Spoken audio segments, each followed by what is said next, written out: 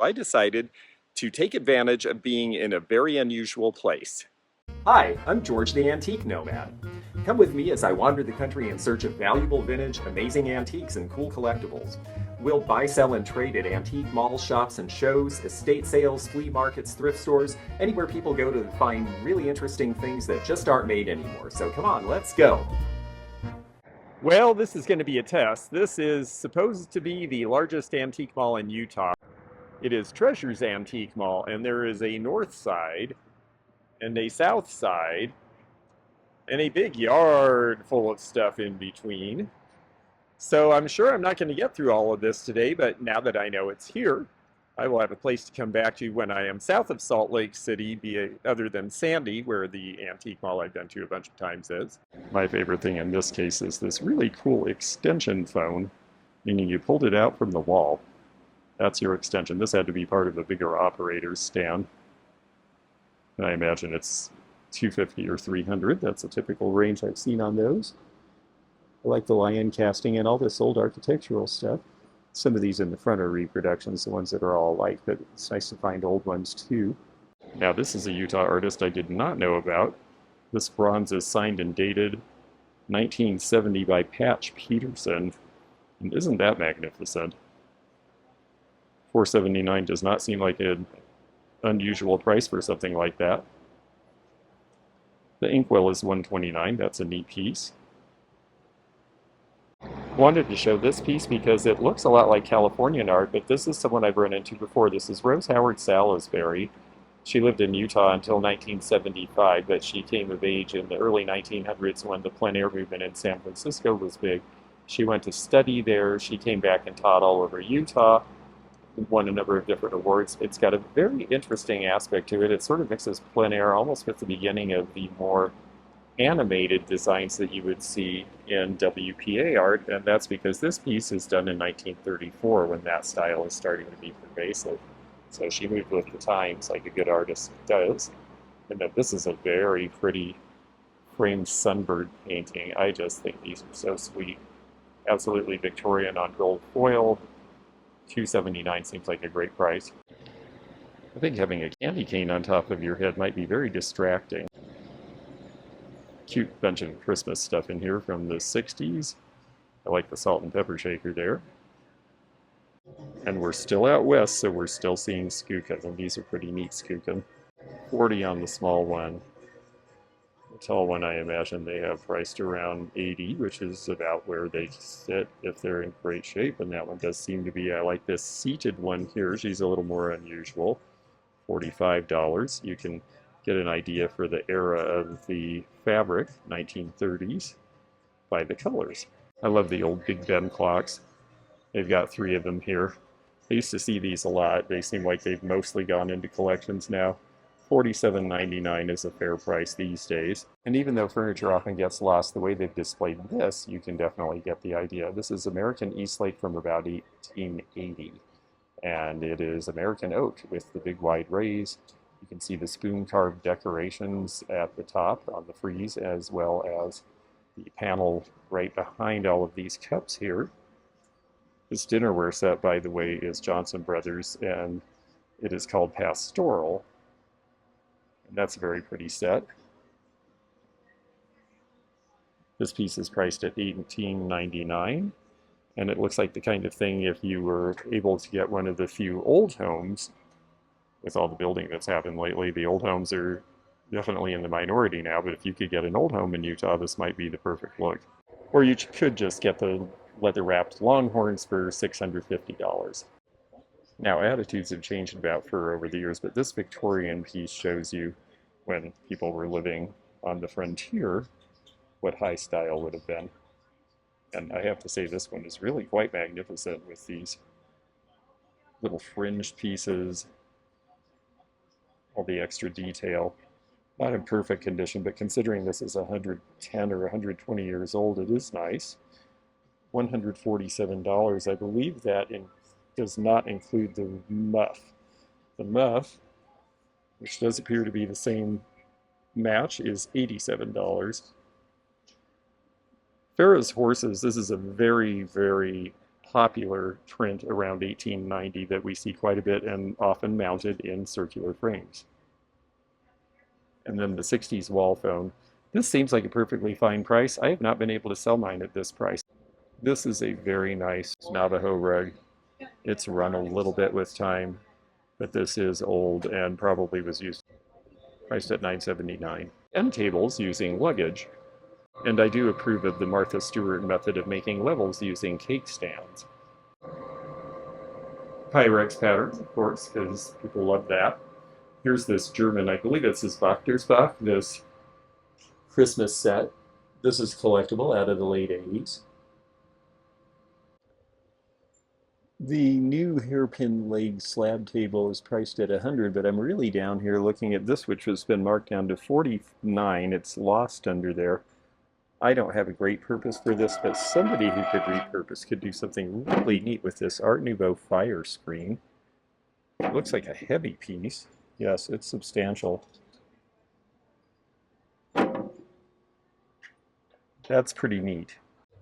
That's a rather nice use of a burl in a different way. Now that could be a tabletop that would be a little bit different and more memorable. This was painted by Royce Nielsen,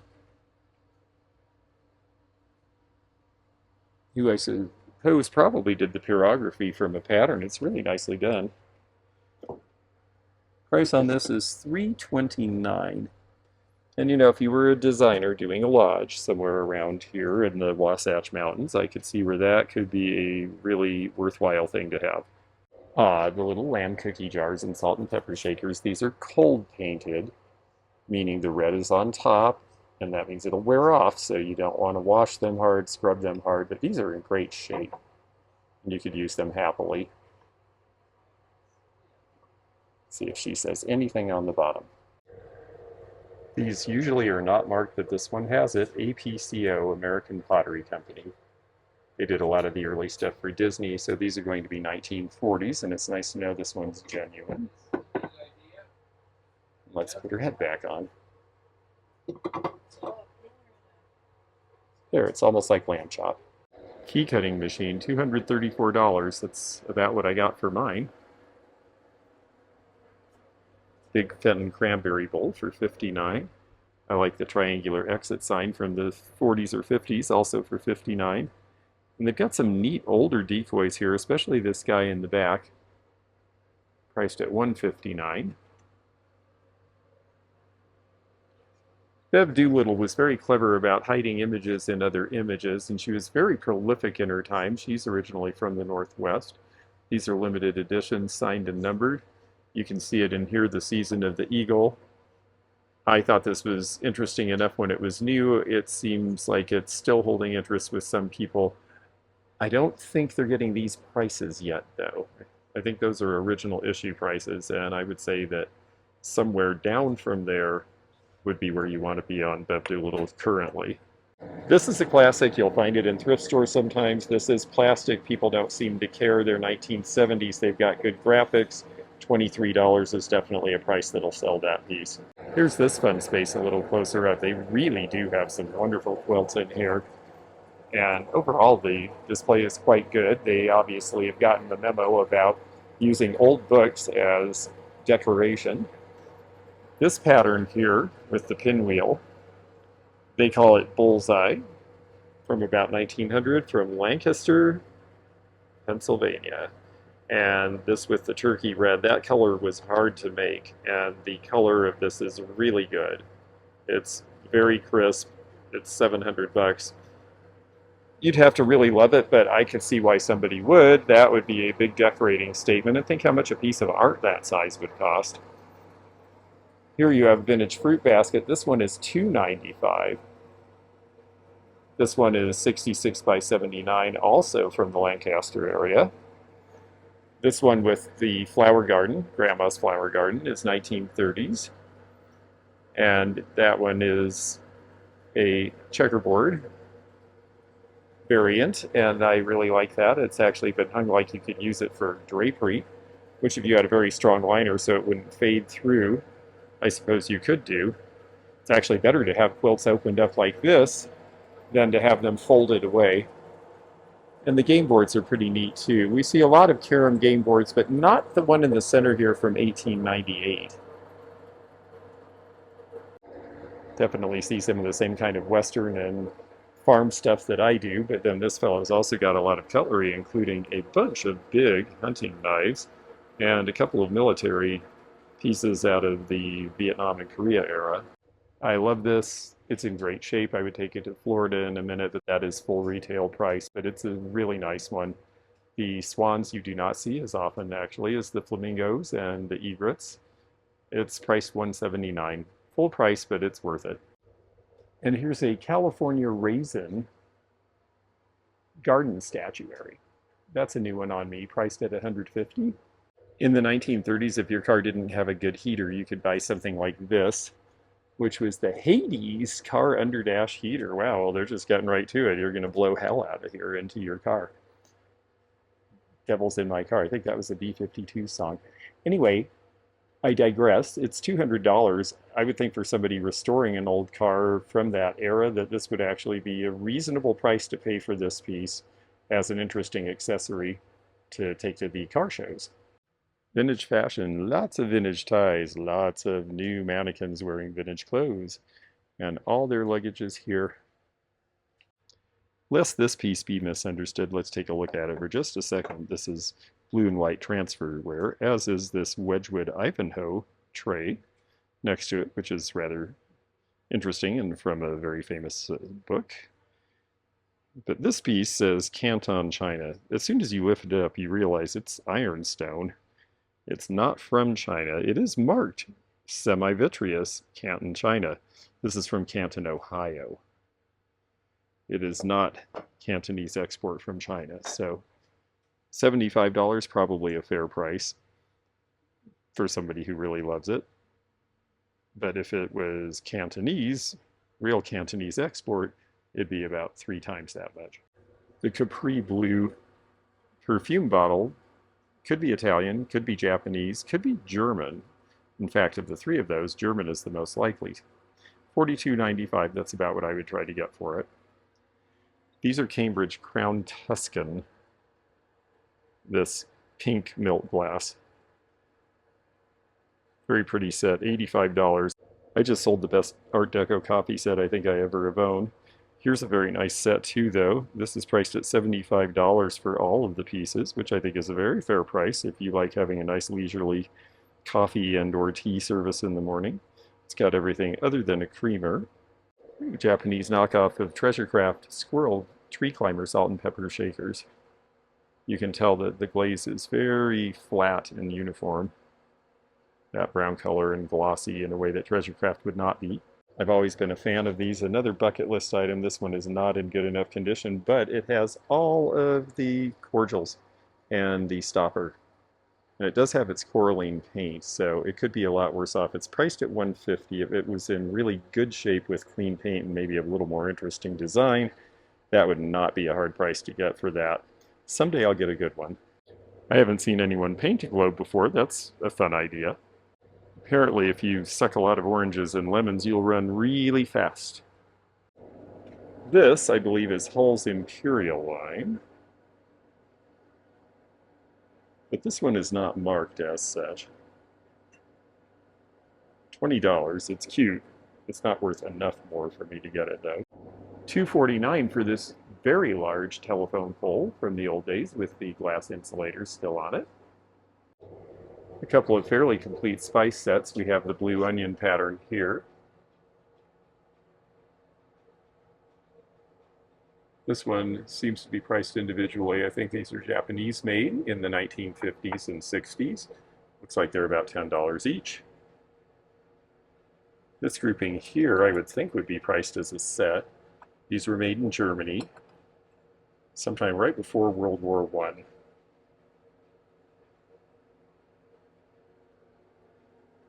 I like this, the pine tree oilcloth stand. Now that I can think of things to do with. That would be a great linen rack or clothing rack. And unfortunately, it is not for sale, which I could understand if they were actually using it for display, but they're not. So why is it here? I guess because it looks cool, but you know, let's use that space for stuff that other people can enjoy too. I have a crazy bucket list thing to want one of these rotating hardware store bins. They're heavy, they're not that easy to move. They've been really popular the last few years. I don't know what in the world I would do with one, so maybe it's best just to dream, but it is a Rotabin made in Ohio. Nomad stands, I guess that's for me. This, as cool as it is, it's too lightweight. That orange rust is a dead giveaway. The paint is scraped in just the right places where it should be, on the high points at least, but it just doesn't feel right. The lettering is not embossed correctly. That is not a real one. That's why it's $14. They're not pretending it is, by the way. I just want to show you these so that you know the difference. Now, this little guy is cool. He's $12. I seem to be on a metal kick today. I don't know why. I just find that little face very appealing in a gargoyle-ish way. They're calling it a demon. I think I might get that guy. Also in the Too Good to Be True, Triumph motorcycles. This would be more than $5 if this was real. These are fakes. They did ice picks all the way up until the 1960s, because until the 70s there really weren't self-defrosting refrigerators. So don't be fooled, not old. This is a fantasy item made for a lowrider to put on their car. I always get a kick out of seeing these. They came in a lot of different colors. These are 1939 New York World's Fair Trilon and Paris Fair salt and pepper shakers. Next to some Roseville of the same era. That is not a Debo hat, that is actually a hanging basket upside down. Very pretty, they say blue glass, medium-sized candy dish or whatever. Yes, it is a Westmoreland Lovebirds deep satin blue. Very pretty 1960s dish. Berggren was another artist that they used to try to brighten up enamelware in the 70s to keep it going just a little bit longer in the marketplace. Walmart does actually buy one line of enamelware from an American company, so somewhere they're still making some of it. 1970 vintage toll painting, priced at about $30. We did an estate sale full of it, and that's about what we got for similarly sized pieces. A very pretty check brooch for $42. That's early, maybe around 1910. And on the right, that purple set is 1950s for $21. Not a bad price at all. For all the fuss about signed Navajo jewelry, and it really is beautiful, and it makes sense that those pieces are worth more, I like a lot of these very simple pieces that hippies were buying out in the desert in the 1960s and 70s. Little silver chased pieces with simple leaves and a little coral and a little turquoise. A lot of times not really shaped, not really formed in some way to try to impress, just fun. And now, well, the silver and the stones in these make them worth on average about $45 to $95, depending. People say they don't like crystal, and then I show them things like this. And then they say, well, I get the idea. I could make an exception. Isn't that beautiful? 1940s era, this looks like a pineapple in here, so I believe this is a Heisey piece. The candle cups are shaped. The prisms are all in good condition. It's very pretty, and it would refract a lot of light in all sorts of different colors around the room. It is $65. This used to sell for $165. They still sell for a little more than $65 in some places. I remember guys making these in shop class in junior high school in the late 1970s, little dresser pieces to take home to mom. There are collectors for some of these pieces now. That doesn't seem to have an obvious price tag. Did I miss it? No. If it was under about $10 or $12, I might consider buying it. Let's see what the crackle glass looks like. It is $12. It's Pilgrim, but $12 is the right price. It could go for a little more, but not a ton. Here is the owl. And what owl are you? Let me put this thing down.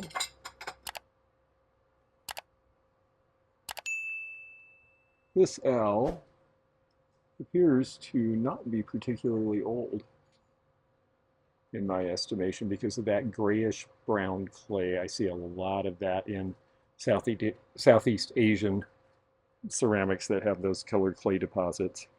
A bunch of folk dolls here. I like these. I think they're fun.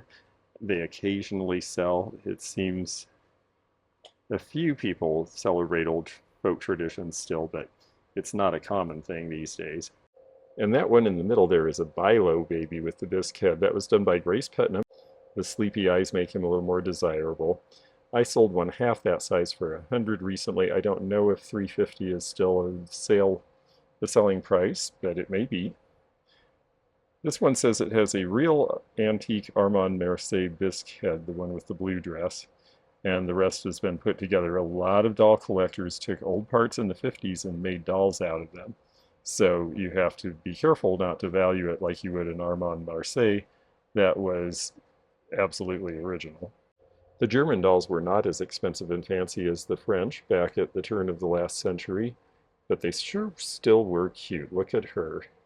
It says it's a barn in Troishka. Up here we have an early Shirley temple. The Troishka dolls, they are very collectible. They have prices as high as $350 for sets of these. A lot of them have to do with Russian fairy tales, some have to do with politics, some are just cute. I don't know how they sell at these prices. I usually sell for about half that, but I haven't had any as nice as these either. Antique towel holder. Well, you could use it for that. It was probably for ribbons originally because it's got this little mirror here, but maybe for towels as well. Is it truly antique? Well, it looks like it's got age. There's patina.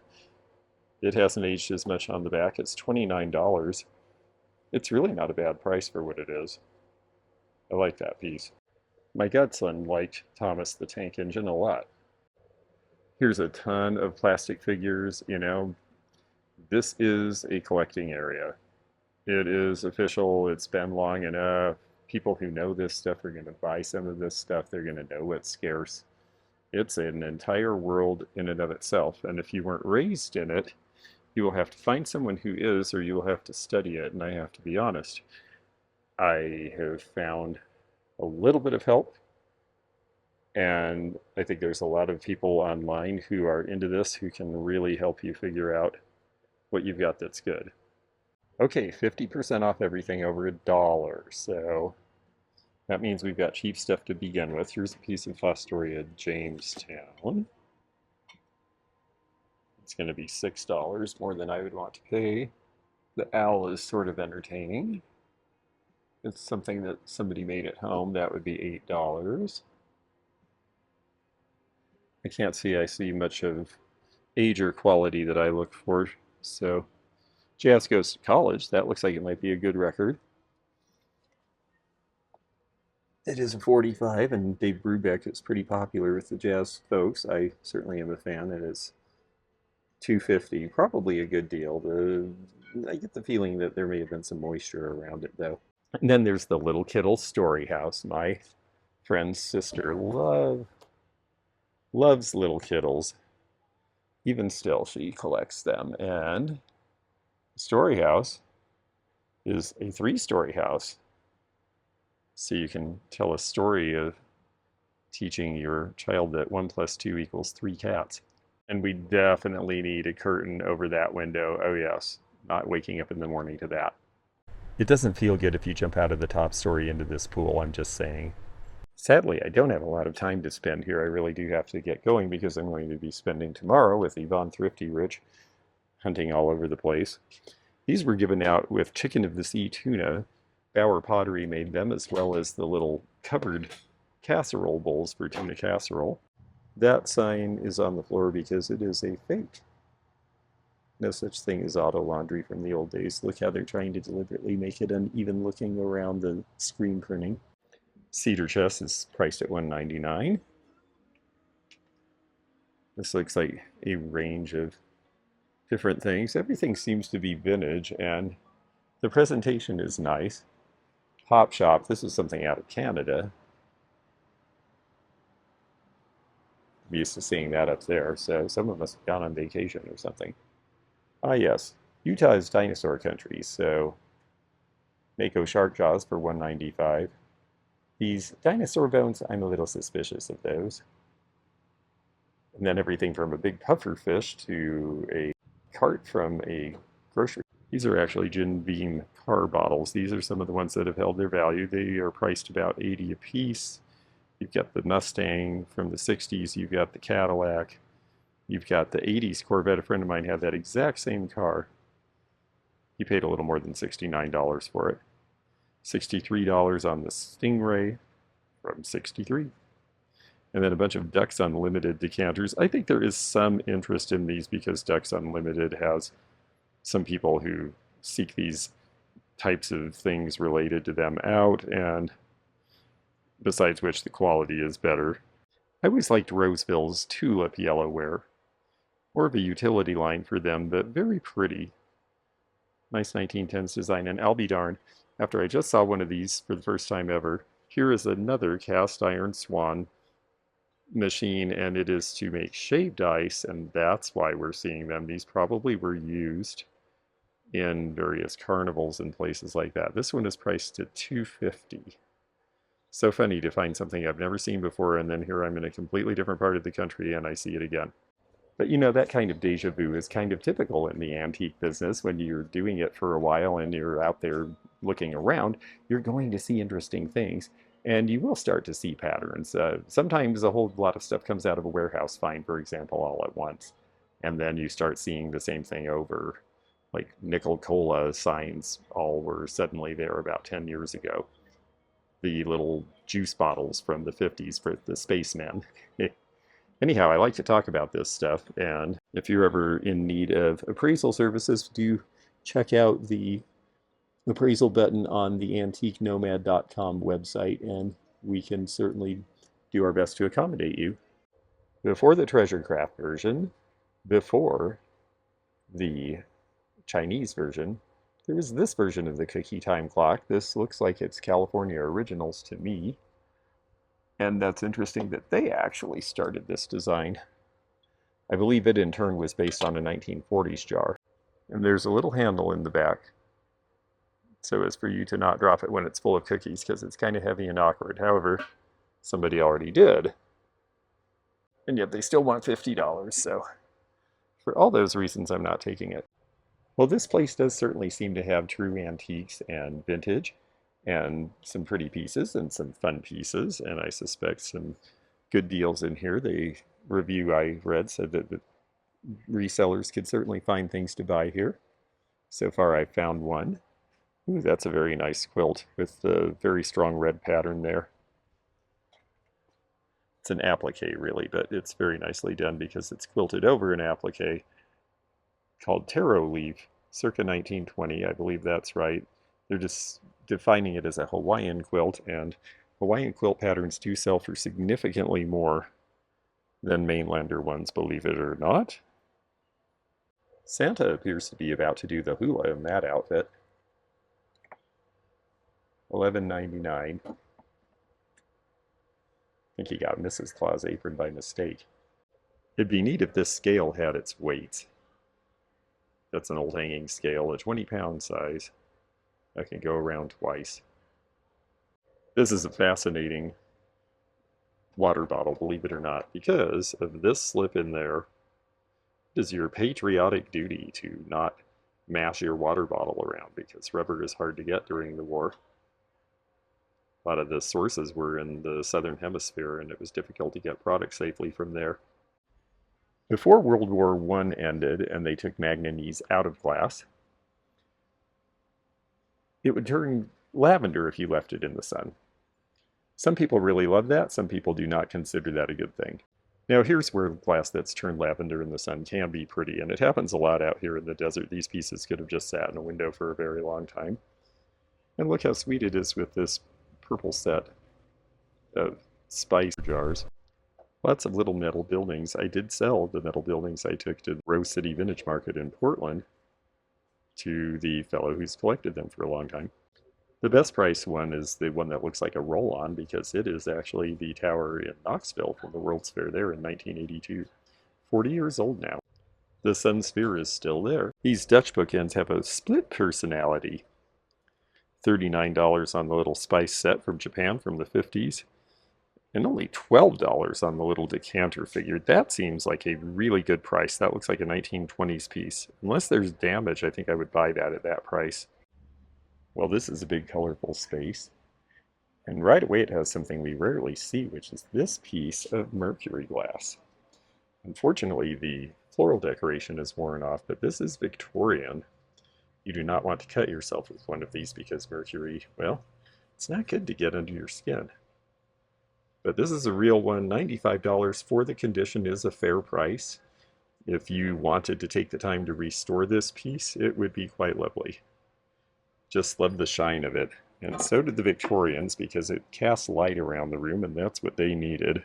Well, I'll have to hit the north side of Treasures Antique Mall next time I'm in this part of Utah, but it was great to find a new place. I found a couple things to buy, found some interesting things to see and share with you, and I always like that too. I got a very useful thing. This is something to look for at antique stores, especially when you're traveling someplace that you don't know. There's still old papers that they do, and they're great because they take you to all the antique places and they all advertise and you can see what they've got. It's surprisingly efficient. Otherwise, you look at ancient Yelp reviews of places that aren't there anymore. It's very frustrating. So that's why they still publish these papers, because they're useful. In Salt Lake now, and there's good antiquing, but you know what? I'm going to be with Yvonne Thrifty Rich in Colorado Springs tomorrow and do a whole lot of that there. So I decided to take advantage of being in a very unusual place. That mountain there has a cave in it, and I am going to hike to the top of it and go spelunking because I love going spelunking. I have been in caves all over this country. I have just a little bit of claustrophobia, and somehow that gives it just enough of a thrill without being too scary. Except for the time I had to crawl through on my belly on the mud in Mammoth Cave. That was pretty freaky. It's cold inside a cave, so I brought a little light jacket. I brought a bandana in case I'm near a bunch of people, and more specifically to help with the bats. And I brought a whole bunch of water because they said there is no water source up there, and it's a very steep, direct, long hike.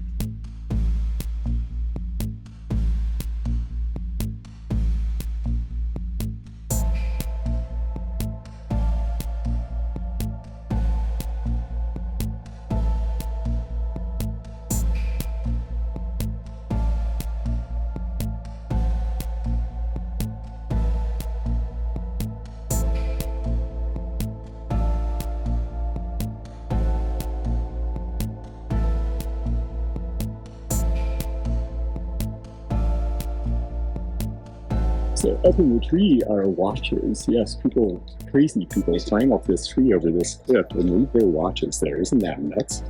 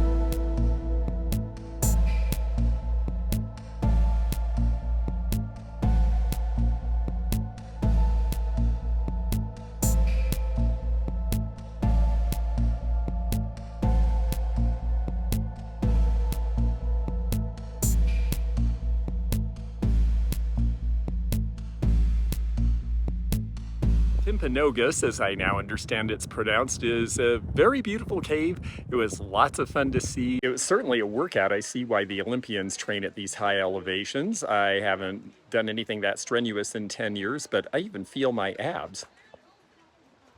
Well, I guess it's more of a one-pack, but at least it's better than looking like I drank a six-pack.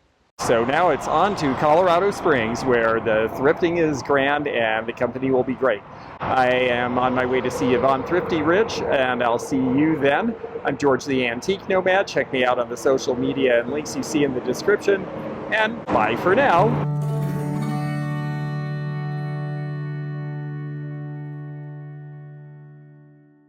Thanks for joining me again in the fun and fascinating antique community here where online meets the real world. Please click the subscribe button below, click the bell to be notified when new videos upload, leave a comment below, and hit thumbs up to like this video.